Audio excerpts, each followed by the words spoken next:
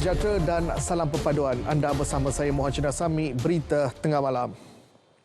Energi Absolut Malaysia Sdn Bhd EA peneraju tenaga boleh diperbarui dan syarikat terkemuka dalam industri teknologi hijau yang berpangkalan di Thailand menyatakan minat untuk meneroka pasaran di Malaysia.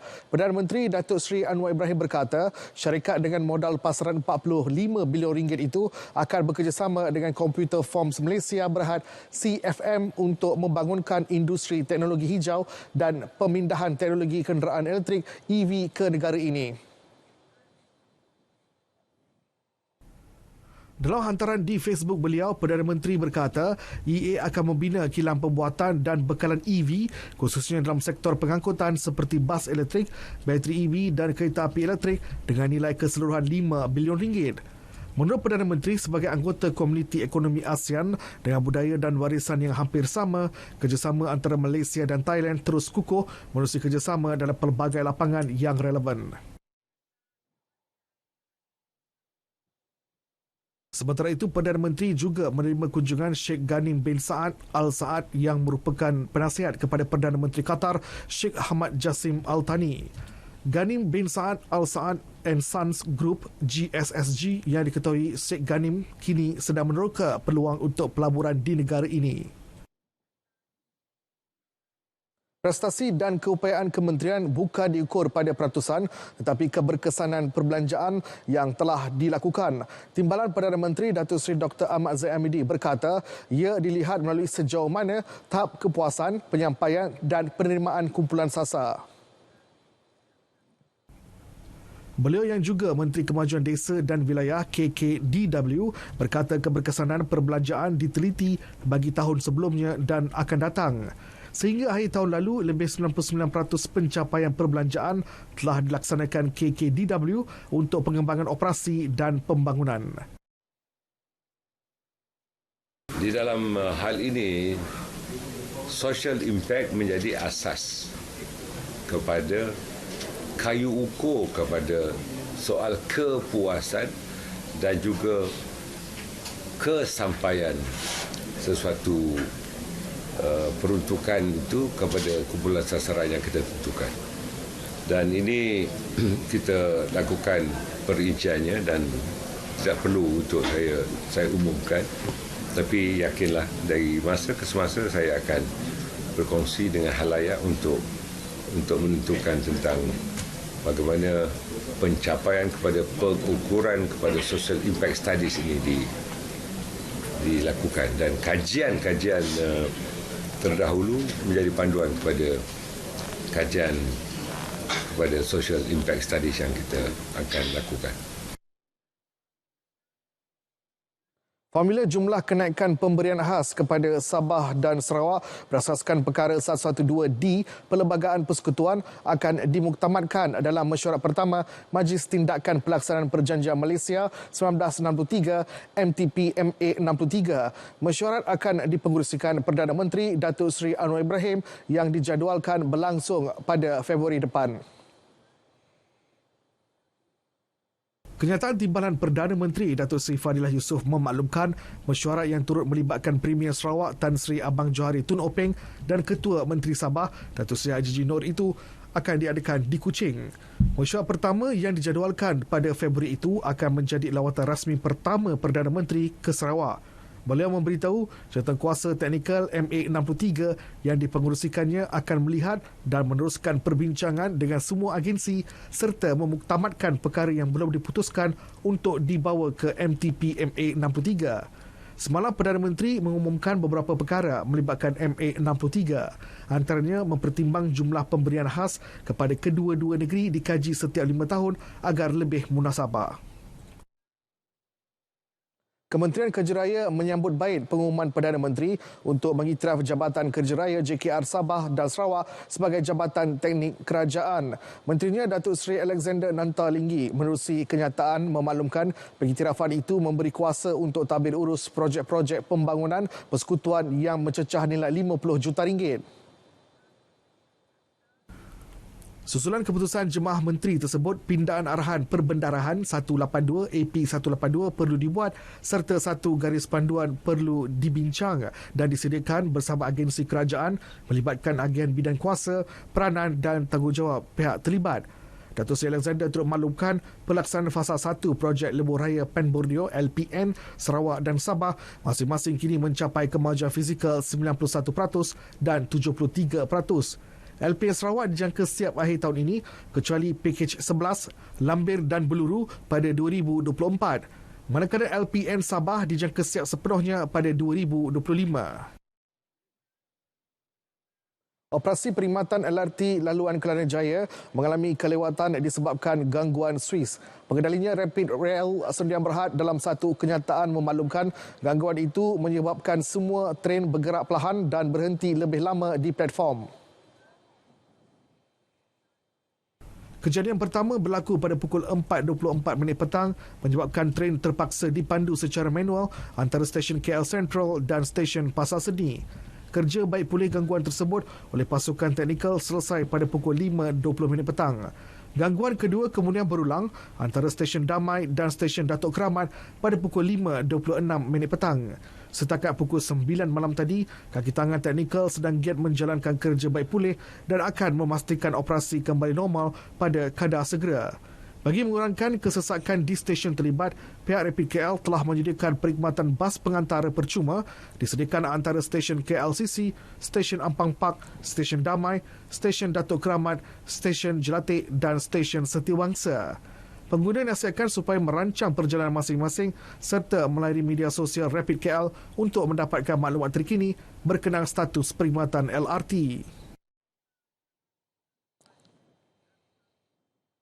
Sementara itu, Menteri Pengangkutan Anthony Loke Siu Fook sempat turun padang bagi meninjau keadaan perkhidmatan LRT Kelana Jaya dan laluan monorail yang mengalami gangguan pada waktu puncak siang tadi. Beliau menjelaskan Kementerian dan Prasarana akan terus berusaha mengatasi masalah teknikal yang dihadapi dan menstabilkan perkhidmatan. Ujarnya pihak pengurusan teknikal Rapid Rail berusaha sedaya upaya untuk memulihkan perkhidmatan secepat mungkin. Beliau juga memohon maaf atas sebarang kesulitan dihadapi penumpang dan mengucapkan terima kasih kepada polis bantuan dan kaki tangan terlibat yang membantu penumpang di platform. Saya Anwar bin Ibrahim sebagai seorang Perdana Menteri untuk menunaikan dengan sewajarnya kewajipan-kewajipan saya. Penantian selama lebih 2 dekad, mandat kini dimaktubkan selepas PRU ke-15. Untuk memberi jaminan pada semua rakyat, golongan minoriti, golongan yang terpinggir, golongan di pedalaman, bahawa setiap rakyat dan warga negara ini akan dipertahankan hak mereka sebagai warga negara. Sama Yang Amat Datuk Seri Anwar Ibrahim, Perdana Menteri ke-10, Jumaat 9 malam, 6 Januari 2023. Baik, kesiapsiagaan domain pertahanan tentera darat, tentera laut dan udara akan terus diperkasa bagi memastikan keselamatan cyber serta elektromagnetik dipertingkat. Menteri Pertahanan Datuk Seri Mohamad Hassan berkata, ini memandangkan ancaman dalam domain cyber dilihat semakin meningkat. Selaras itu juga, beliau memaklumkan Panglima ATM Jeneral Tan Sri Effendi Buang ada mencadangkan agar satu cabang baharu ditubuhkan bagi mempertahankan domain cyber dan elektromagnetik di negara. Happy New Year to everyone. Saya cadangkan supaya ia perlu dijayakan segera. Ya? Lihat betul-betul supaya ini merupakan salah satu strategi pertahanan baru negara. Ya? Kalau tidak nanti kita kena jam semua, susah kita. Beliau berucap sempena Majlis Amanat Menteri Pertahanan 2023 di Auditorium Wisma Pertahanan. Turut hadir Timbalan Menteri Pertahanan Ali Zahari dan Panglima ATM Jeneral Tan Sri Effendi. Pada majlis sama, beliau turut menyerahkan zakat wakalah kepada 100 orang warga pertahanan. Dan yang terakhir sekali, mengenai isu kapal tempur pesisir LCS pula, Datuk Seri Mohamad berkata kerajaan akan menyempurnakan pembinaan kapal itu menjelang 2024 bagi mengukuhkan pertahanan negara. saya juga turut memandang serius projek pembinaan kapal second generation petrol vessel keupayaan ataupun LCS. Our mission is to complete the switch.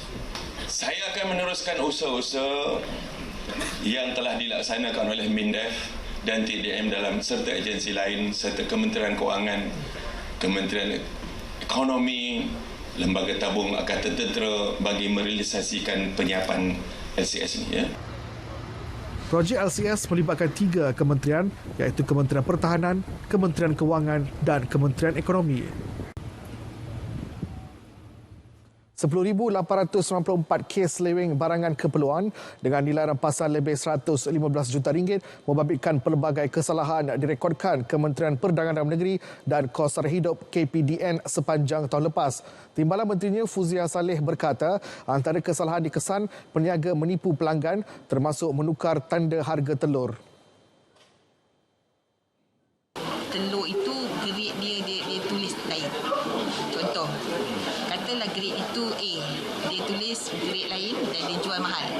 Jadi kalau didapati itu kesalahan akan disita. Ini yang diambil tindakan rampasan dan sebagainya ni. Jadi itu tindakan-tindakan yang diambil oleh pihak penguatkuasa lah. Beliau dalam sidang media selepas meninjau bekalan makanan di sebuah pasaraya di Jelawat memberitahu antara kesalahan lain yang direkodkan ialah berkaitan bekalan minyak masak paket, gandum, petrol dan diesel. Lebih 111 juta ringgit kerosakan dan kerugian direkodkan sektor pertanian dan agro makanan akibat bencana susulan monsun Timur Laut MTL baru-baru ini. Menteri Pertanian dan Keterjaminan Makanan MAFS Muhammad Sabu memaklumkan berdasarkan laporan Pusat Pengurusan Bencana MAFS, jumlah tersebut melibatkan 24,700 hektar kawasan pertanian. Selain menjejaskan 12,000 petani, peternak dan pengusaha agro makanan seluruh negara. Bagi meringankan beban ditanggung, program MAFS prihatin menyediakan 6,700 kit sedia untuk dimasak, 3,000 kit sedia untuk dimakan dan 1,000 kit kebersihan komuniti agro makanan terjejas melibatkan peruntukan RM1 juta.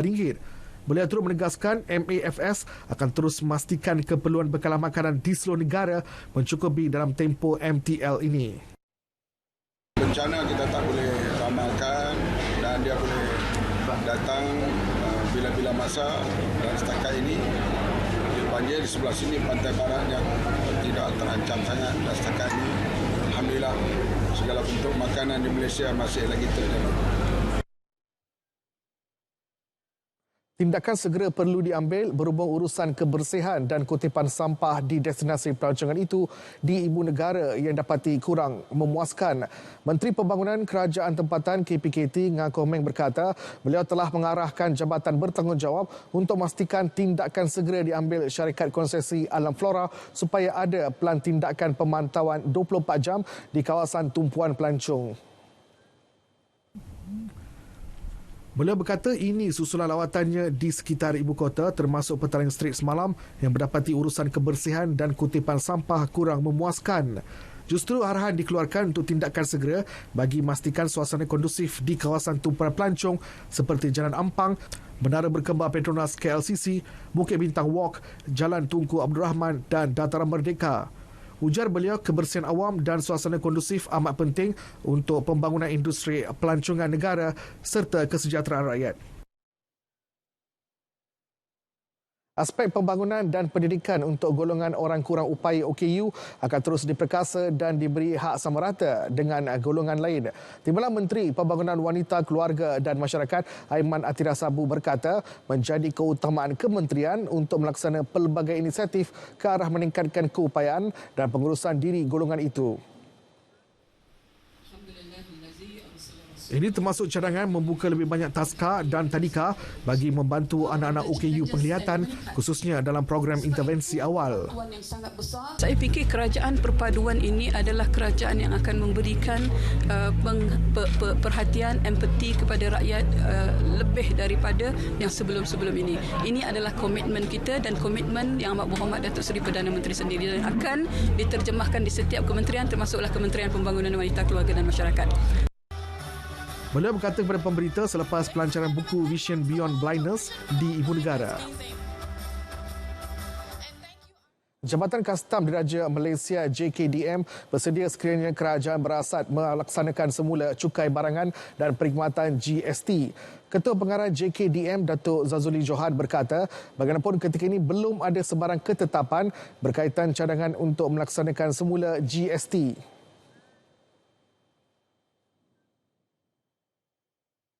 Kita tidak ada stand mengenai GST bergantung pada kerajaan. Tapi kita bersedia untuk melaksanakan sistem tu on. Kita on. Kalau kalian kata okey, kita kadar dan itu terpulang kepada kerajaan. Beliau berkata demikian selepas program khidmat bakti masyarakat Siam Tumpat di ICQS Pengkalan Kubo. Pengasas Rumah Border Siti Bainur Razali diperintah bela diri atas 2 pertuduhan menganiaya dan mengabai seorang remaja perempuan Down syndrome yang dikenali sebagai Bella. Dan semalam Mahkamah Tinggi membenarkan permohonan penangguhan perbicaraan bela diri Siti Bainun. Itu antara kes yang mendapat perhatian umum tahun lalu. Berikut imbasan Mahkamah Siri kedua.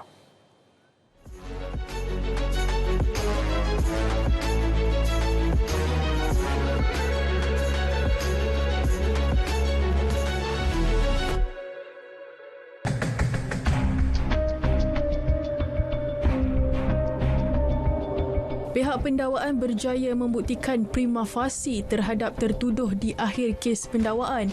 Siti Bainun didakwa menyebabkan mangsa mengalami kecederaan fizikal serta emosi di sebuah unit kondominium di Wangsa Maju antara Februari dan Jun 2021. Kes disiasat mengikut Seksyen 31-1-A Akta Kanak-Kanak 2001 yang boleh membawa hukuman maksimum penjara 20 tahun atau denda RM50,000 atau kedua-duanya jika sabit salah. Perbicaraan sebelum ini tertangguh susulan pengasas rumah bonda itu dimasukkan ke hospital akibat pneumonia dan hempedu.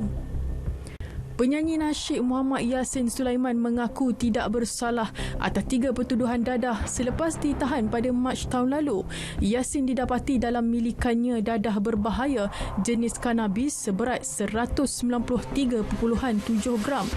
Dia turut didakwa menanam 17 pokok kanabis yang diperolehi secara terus atau tidak langsung.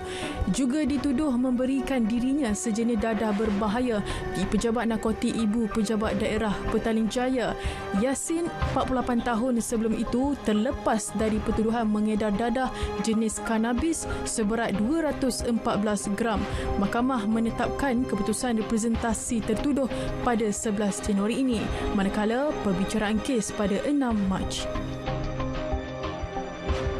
Pada 27 Julai, Mahkamah Tinggi menjatuhkan hukuman penjara 13 tahun dan 2 sebatan terhadap bekas Ahli Dewan Undangan Negeri Adun Trono Paul Yong selepas didapati bersalah merogol pembantu rumah warga Indonesia 3 tahun lalu.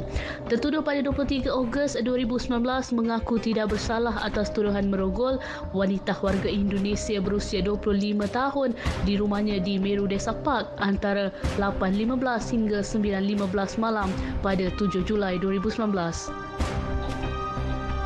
Pendakwa selebriti Azman Shah alias atau dikenali PU Azman mengaku tidak bersalah atas 12 pertuduhan melakukan amang seksual terhadap 7 remaja lelaki di 4 mahkamah berasingan. Kesemua mahkamah membenarkan ikat jamin. Perbicaraan pertuduhan di Mahkamah Seremban telah berlangsung pada 8 Disember lalu. Sebutan semula kes di Mahkamah Kelang pula pada 12 Januari manakala 10 Februari depan di Mahkamah Ampang manakala Mahkamah Shah Alam pada 30 Januari.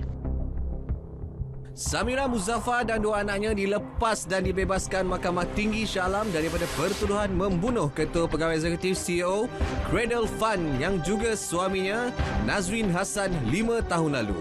Hakim Datuk Abdul Karim Abdul Rahman menetapkan keputusan itu selepas mendapati pihak pendakwaan gagal membuktikan prima facie terhadap Samira serta anak-anaknya berusia 17 dan 20 tahun. Tiada bukti yang menunjukkan kebersamaan ketiga-tiga tertuduh bersama si mati seperti yang dinyatakan dalam pertuduhan. Siti Nur Amira Abdullah mengaku tidak bersalah atas pertuduhan menyebabkan suasana tidak harmoni dalam kalangan umat Islam pada Jun lalu di Mahkamah Seksyen Kuala Lumpur. Pasangannya V. Alexander Navin turut mengaku tidak bersalah atas dua pertuduhan membuat dan memulakan hantaran video jelik di laman sosial Instagram serta YouTube di Mahkamah Seksyen Petaling Jaya. 18 Julai, Peguam R. Sivaraj yang mewakili kedua-dua tertuduh memaklumkan ikat jamin RM40,000 telah dilunaskan di Mahkamah Perasingan.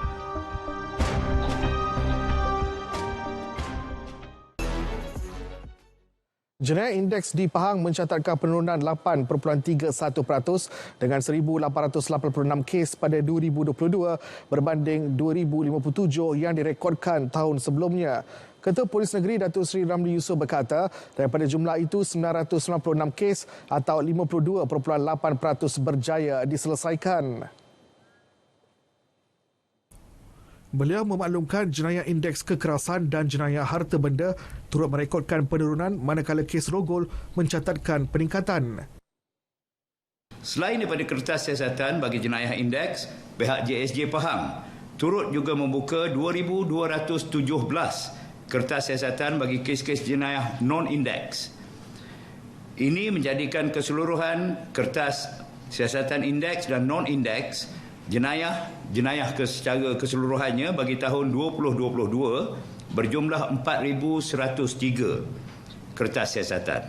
Pihak JSJ telah berjaya menuduh 2,118 kes dan kertas siasatan ini telah dibuat pertuduhan di mahkamah dan ia merupakan lebih daripada separuh jumlah keseluruhan kertas siasatan yang telah dibuka. Beliau berkata demikian pada sidang media sempena penyerahan report kad kes-kes jenayah dan pencegahan Polis Kontijen Pahang IPK Pahang di Kuantan.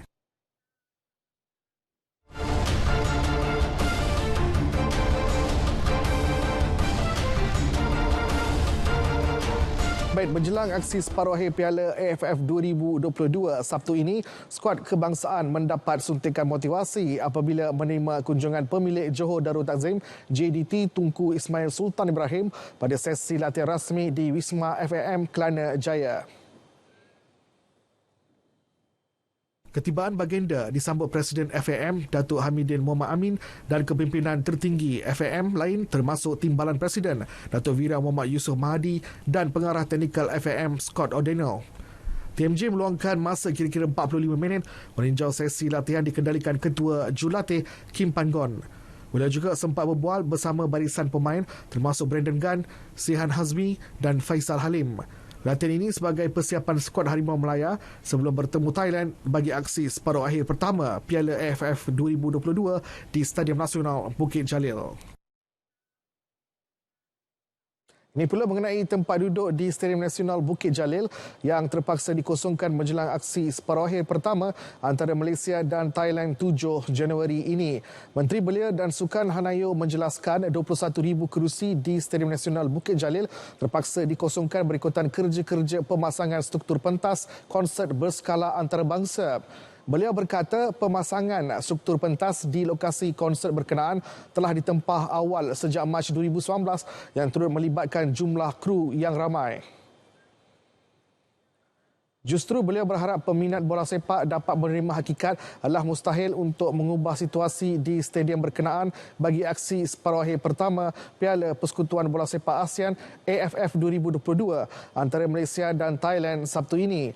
Dasarkan penjelasan diperoleh, beliau maklumkan kerja pemasangan memerlukan 14 hari selain melibatkan 500 kru, 158 kru antarabangsa masuk ke Malaysia hanya untuk pemasangan, 45 jentera berat, 200 unit alat pembesar suara dan 800 unit lampu.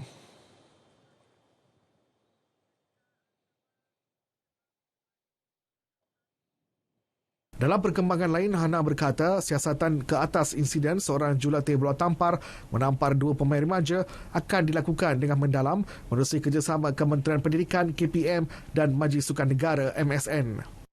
This investigation is not to look at whether or not the slap happened. We all saw it.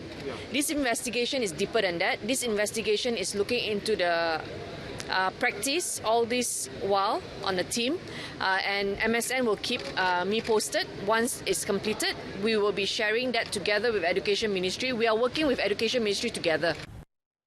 Kemarin jurulatih berkenaan Saiful Hadi Amar, 44 tahun, telah memohon maaf secara terbuka berhubung tindakannya itu semasa kejohanan bola tampar remaja bawah 14 tahun di Kota Tinggi, Johor bulan lepas.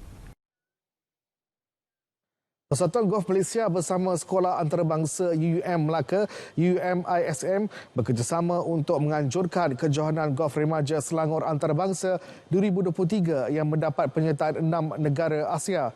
Menurut Menteri Besar Selangor, Datuk Seri Amiruddin Syari, perkara tersebut memberi impak ekonomi yang besar kepada Selangor dan Malaysia sebagai destinasi pelancongan dan golf yang popular. So dengan adanya Selangor Master, saya harap dan juga pertandingan-pertandingan golf yang ada di Malaysia, hopefully dan Malaysia boleh juga dipilih at one time jadi hub kepada training paling tidak untuk region dan juga di Malaysia. Kita ada komitmen untuk mengadakan Selangor Master every year. So pada tahun lepas kita dah berjaya anjurkan setelah 6-7 tahun berehat. Kerajaan Negeri Selangor telah bersetuju untuk menjadi penaja utama kejohanan tersebut selain beberapa penaja lain. Kejohanan yang telah pun bermula Khamis sehingga 8 Januari ini melibatkan remaja berumur 12 hingga 18 tahun dari rantau Asia dengan Kelab Golf Sri Selangor menjadi venue utama. Sebanyak 2 kategori dipertandingkan iaitu pasukan lelaki dan wanita dan kategori individu bagi merebut slot ke Terbuka Amatur Malaysia ke-119. Ia turut menawarkan beasiswa kepada juara dan naib juara tempatan bernilai RM70,000 dan RM50,000. Baik, berita tengah malam berakhir di sini. Dapatkan perkembangan sahih sepanjang masa melalui portal berita.rtm.gov.my. Yang sahih di RTM, salam perpaduan dan selamat beristirahat.